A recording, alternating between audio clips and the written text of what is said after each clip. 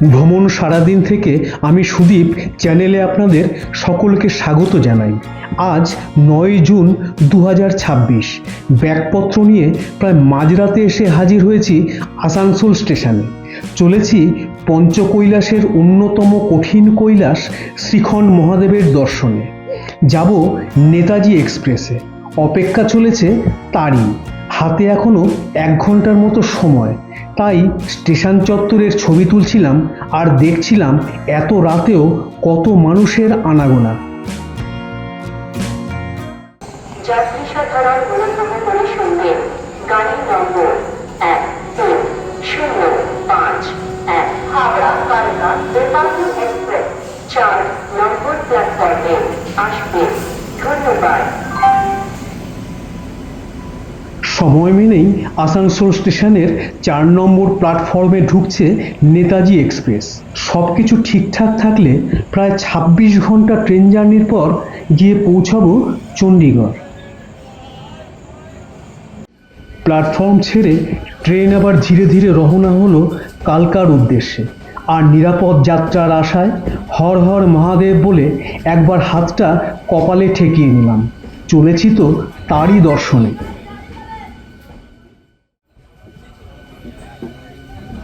১০ই জুন ট্রেনে কাটিয়ে ১১ই জুন ২টো নাগাদ এসে পৌঁছালাম চণ্ডীগড় স্টেশনে।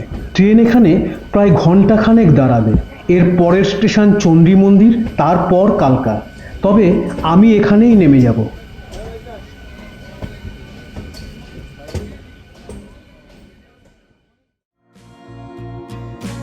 হাঁটতে হাঁটতে চলে এলাম চণ্ডীগড় স্টেশনের বাইরে। খবর নিয়ে জানলাম ভোর ৪:৩০ নাগাদ বাস চলাচল শুরু হবে। আমি যাব সেক্টর 43 বাস স্ট্যান্ড। অটো পাওয়া যাচ্ছে, তবে ২০০ টাকা ভাড়া চাইছে। আমার হাতে এখনো অনেকটা সময়, তাই বাসে যাব বলেই ঠিক করলাম। সুপ্রভাত। আজ ১১ই জুন। চণ্ডীগড় স্টেশন থেকে বাসে করে চলে এলাম সেক্টর 43 বাস স্ট্যান্ড। ১০ কিলোমিটারের মতো পথ আসতে প্রায় ২০ মিনিটের মতো সময় লাগলো। ভাড়া নিল ৩০ টাকা। এখনো ভোরের আলো সেভাবে ফোটেনি। আমার বাস সকাল ৬টায়। যাব সিমলাকে পাশ কাটিয়ে রামপুর।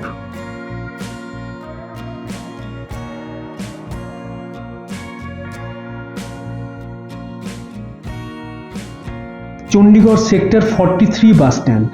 এত ভোরেও প্রচুর মানুষের আনাগোনা। ছোট ছোট বক্সের মতো ঘেরা যে জায়গাগুলো দেখা যাচ্ছে, সেগুলোই টিকিট কাউন্টার।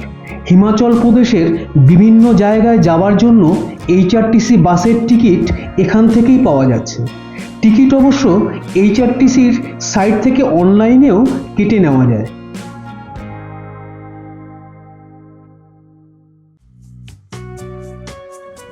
সকাল ৬টা নাগাদ সেক্টর 43 বাস স্ট্যান্ড থেকে আমাদের বাস রওনা দিল রামপুরের দিকে।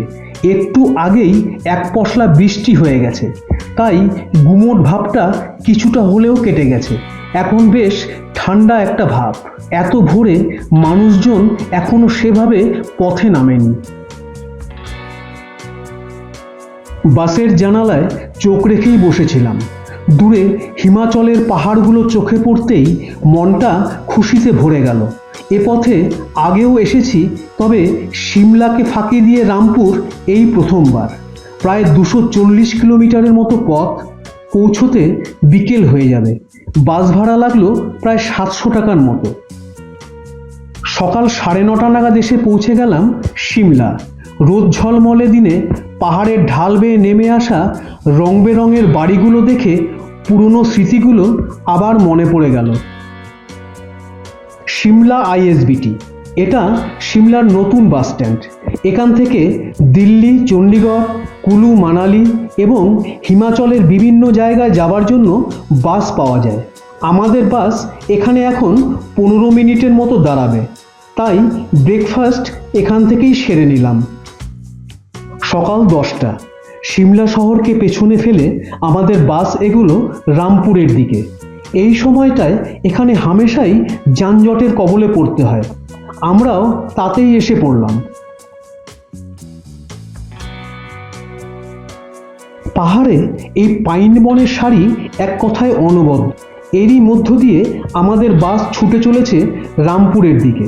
সিমলা থেকে রামপুরের দূরত্ব প্রায় 130 কিলোমিটারের মতো। যেতে 4.5 থেকে 5 ঘন্টার মতো সময় লেগে যায়।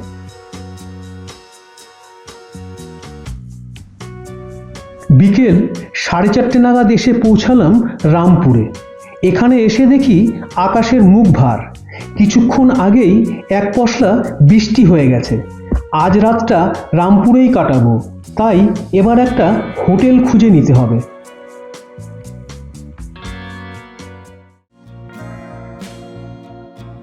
সুপ্রভাত। আজ 12ই জুন। সকাল হলো রামপুরে। এখন আর বৃষ্টি নেই, তবে আকাশ মেঘলা। সতলজ নদীর তীরে অবস্থিত রামপুর বেশ বড় একটি শহর। নদীর উপরে একটা ঝুলন্ত ব্রিজ পেরিয়ে লোকে এধার থেকে ওধারে চলেছে।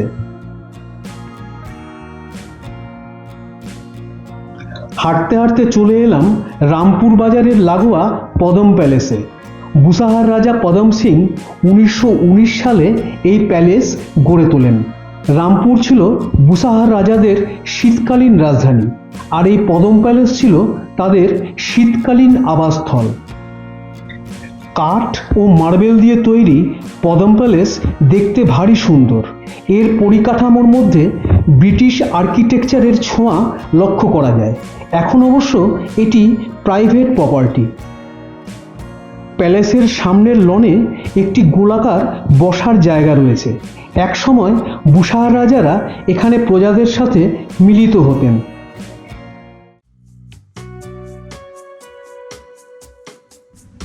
রামপুর ছেড়ে বেরিয়ে পড়েছি। চলেছি দেবঢাং মন্দির দর্শন করতে। রামপুর থেকে মন্দির প্রায় 20 কিলোমিটারের মতো পথ। আশা করি আধ ঘন্টার মধ্যেই পৌঁছে যাব। বাস আমাদের এই মাঝ রাস্তায় নামিয়ে দিয়ে চলে গেল। এখান থেকে পায়ে হাঁটার রাস্তা সোজা নেমে গেছে মন্দিরের দিকে। সেই পথ ধরেই হাঁটা লাগিয়েছি। সবাই বলে আগে দেবঢাং মন্দির দর্শন করে তারপর শ্রীখণ্ড মহাদেবের পথে এগোতে হয়, তাহলে যাত্রা সফল হয়। আমরাও তার ব্যতিক্রম হলাম না। বেশ কিছু সিঁড়ি ভেঙে নিচে নেমে এসে দেবঢাং মন্দিরে পৌঁছানো গেল। এটি একটি শিব মন্দির। দুটি পাথরের মাঝে একটি সরু ফাঁক দিয়ে নেমে মূল মন্দিরে প্রবেশ করা যায়। কথিত আছে এই মন্দির থেকে একটা গুহা পথ দিয়ে শ্রীখণ্ড মহাদেবের কাছে যাওয়া যায়।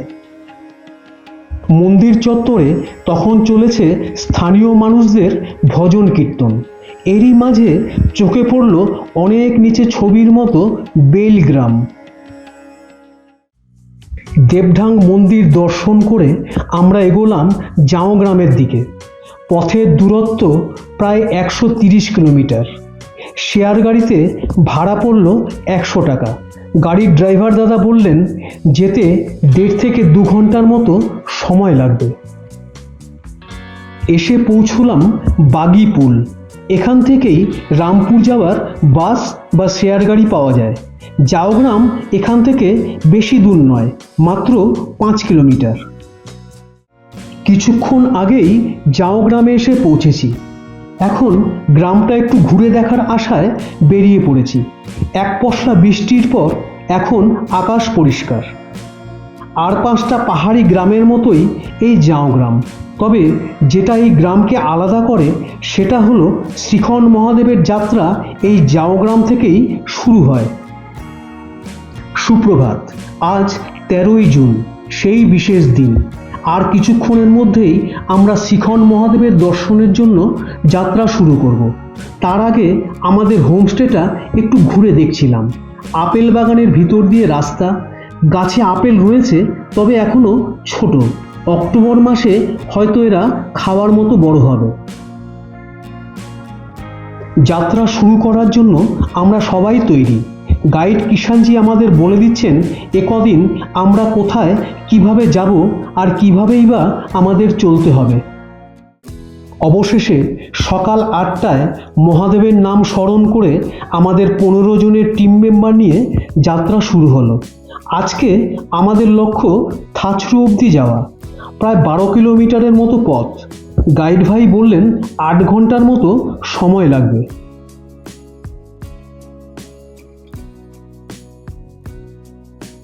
শুরুতে লম্বা লম্বা ঘাসের মধ্য দিয়ে পায়ে চলার সরু পথ ধরে আমরা এগোতে থাকলাম। আবহাওয়া সকাল থেকে পরিষ্কারই আছে, তবে সূর্য মাঝে মাঝে মেঘের আড়ালে চলে যাচ্ছিল।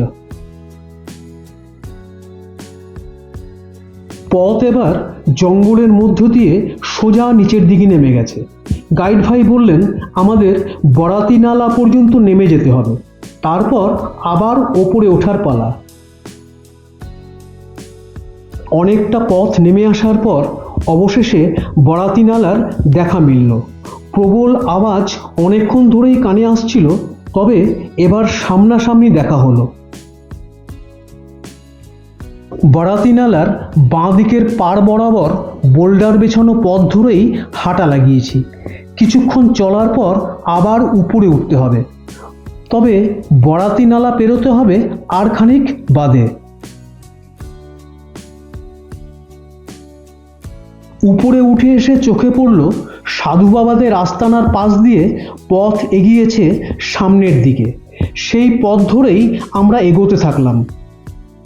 আরও একবার সেই বরাতি নালা, তবে এবার নামতে হলো দড়ি বেয়ে। এবার নালা পেরিয়ে আমাদের ওপারে যেতে হবে। দুপুর 2টো নাগাদ আমরা এসে পৌঁছালাম বরাতি নালা ক্যাম্প সাইটে। এখানে এখন আমাদের লাঞ্চ ব্রেক। লাঞ্চ সেরে তারপর আমরা আবার এগোবো থাচরুর দিকে।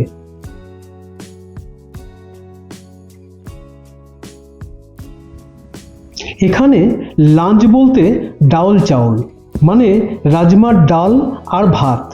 তাই খেয়েই একটু বিশ্রাম নিয়ে আবার বেরিয়ে পড়েছি। পৌঁছতে হবে থাচরু। এখনও 3 কিলোমিটারের মতো পথ বাকি। যত সামনের দিকে এগোচ্ছি প্রকৃতিও যেন বদলে যাচ্ছে ধীরে ধীরে। দুধারে বিশাল বিশাল দেওধার গাছ, আর তারই মাঝ বরাবর আমাদের পথ সোজা চলে গিয়েছে সামনের দিকে।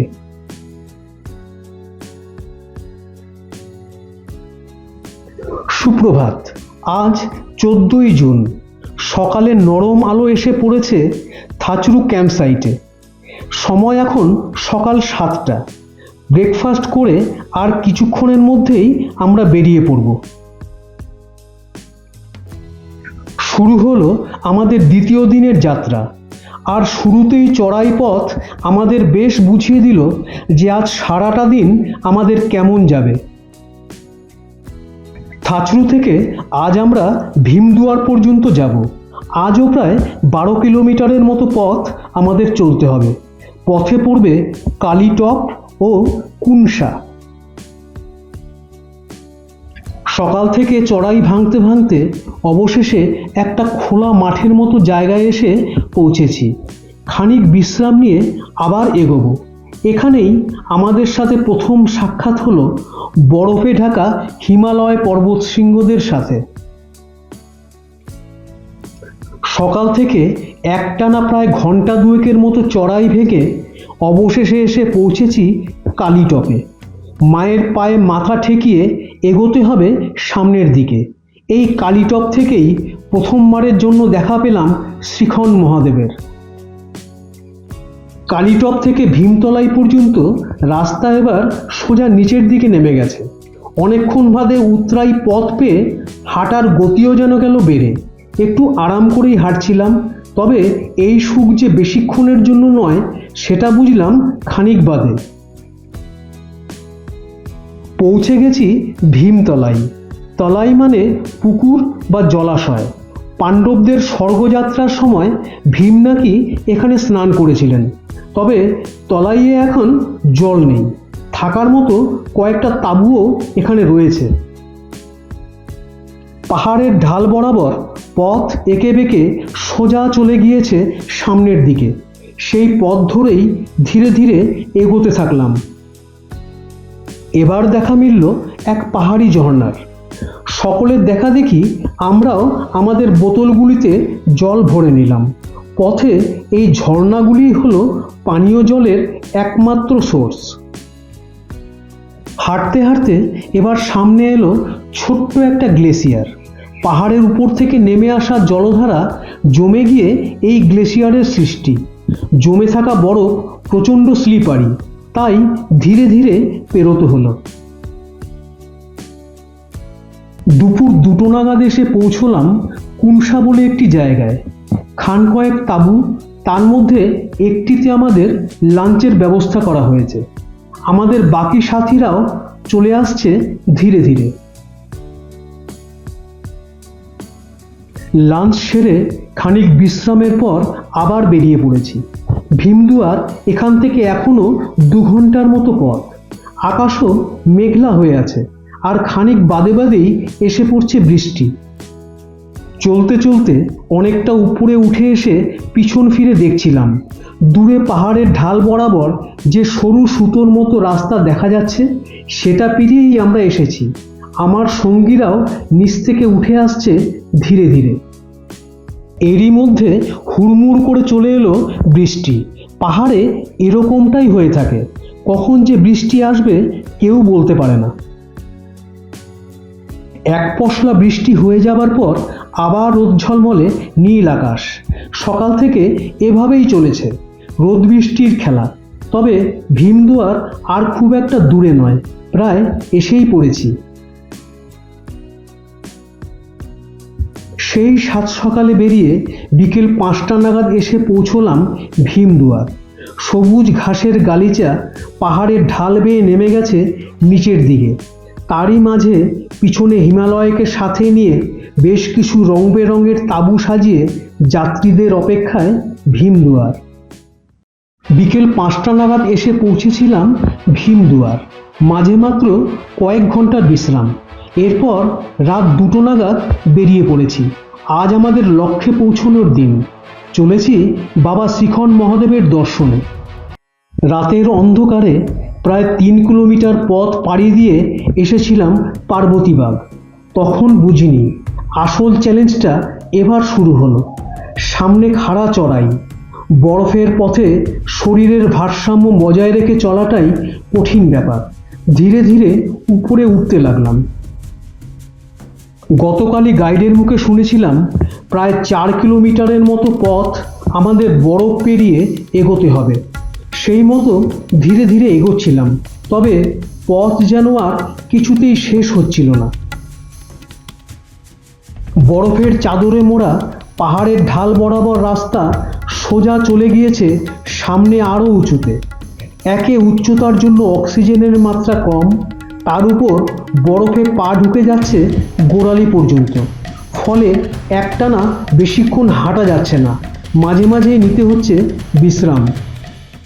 সুপ্রভাত। আজ 15ই জুন। সব প্রতীক্ষার অবসান। দীর্ঘ 6 ঘন্টার কঠিন লড়াইয়ের পর অবশেষে এসে পৌঁছেছি শ্রীখন কৈলাসে। চোখের সামনে এখন মহাদেব স্বমহিমায় বিরাজমান। হর হর মহাদেব। এতদিনের ইচ্ছে আজ পূরণ হওয়ায় মনটা খুশিতে ভরে গেল। প্রায় 18,000 ফুট উচ্চতায় পঞ্চকৈলাসের এক কৈলাস শ্রীখন মহাদেবে দাঁড়িয়ে চোখের সামনে এখন যে দৃশ্য দেখছি, তাতে মনেই হতে পারে স্বর্গ বোধহয় একেই বলে। মেঘের ফাঁক দিয়ে দেখা যাচ্ছে হিমালয়ের কত নাম না জানা শৃঙ্গ। বেশ কিছু সময় উপরে কাটিয়ে প্রকৃতির এই অপার সৌন্দর্যকে দুচোখ ভরে দেখে নিয়ে এবার ফিরতে হবে। আরও একবার মহাদেবকে প্রণাম জানিয়ে ধীরে ধীরে নিচে নামতে শুরু করলাম। অবশেষে এক দীর্ঘ পথ নেমে এসে পৌঁছালাম পার্বতীবাগে। মনে এখন স্বস্তির ছোঁয়া। বরফের উপর দিয়ে নেমে আসাটাও খুব একটা সহজ ছিল না। শরীরের ভারসাম্য বজায় রাখাটাই আসল কাজ। এই পার্বতীবাগ আজ আমরা রাতের অন্ধকারে পেরিয়ে গেছিলাম। তখন ভালো করে কিছুই বোঝা যায়নি।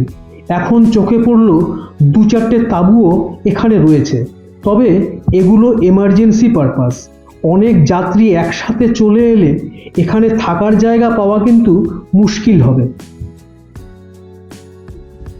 পার্বতী মায়ের মন্দিরে মাথা ঠেকিয়ে নেমে যেতে থাকলাম আরও নিচে। দূরে দেখা যাচ্ছিল আমাদের ভীমদুয়ারের টেন্টগুলো।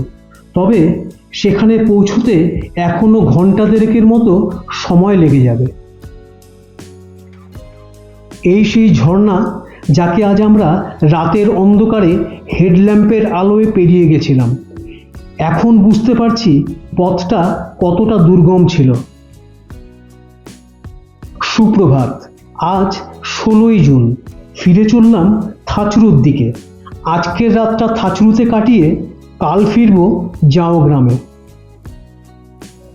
দুপুর 1:30টা নাগাদ এসে পৌঁছালাম সেই কুনসাতে। এখানেই আমাদের লাঞ্চ ব্রেক। এরপর আবার এগোবো থাচরুর দিকে। তাই শেষবারের মতো দেখে নিচ্ছিলাম প্রকৃতির এই অপার সৌন্দর্যকে। সুপ্রভাত। আজ 17ই জুন। আমাদের ট্রেকিংয়ের আজ শেষ দিন। ফিরে চলেছি জাও গ্রামের দিকে। আমার সাথীরাও আসছে ধীরে ধীরে। আজ আর কোনো তাড়া নেই। অবশেষে 4 দিন পর ক্লান্ত শরীরে ফিরে এলাম একদিন যেখান থেকে যাত্রা শুরু হয়েছিল সেই জাও গ্রামে। এ পথ যেন আমার কতদিনের চেনা। স্থানীয় মানুষদের আন্তরিকতা, কৈলাস যাত্রার অভিজ্ঞতা আর একরাশ স্মৃতিকে সাথে নিয়ে কাল ফিরব বাড়ির পথে। ভিডিও দেখার জন্য ধন্যবাদ। যদি মনে হয় তাহলে লাইক, শেয়ার এবং চ্যানেল সাবস্ক্রাইব করতে ভুলবেন না। দেখা হবে আবার নতুন কোনো দিনে, নতুন কোনো জায়গায়। ততদিন সকলে সুস্থ থাকুন, ভালো থাকুন। ধন্যবাদ।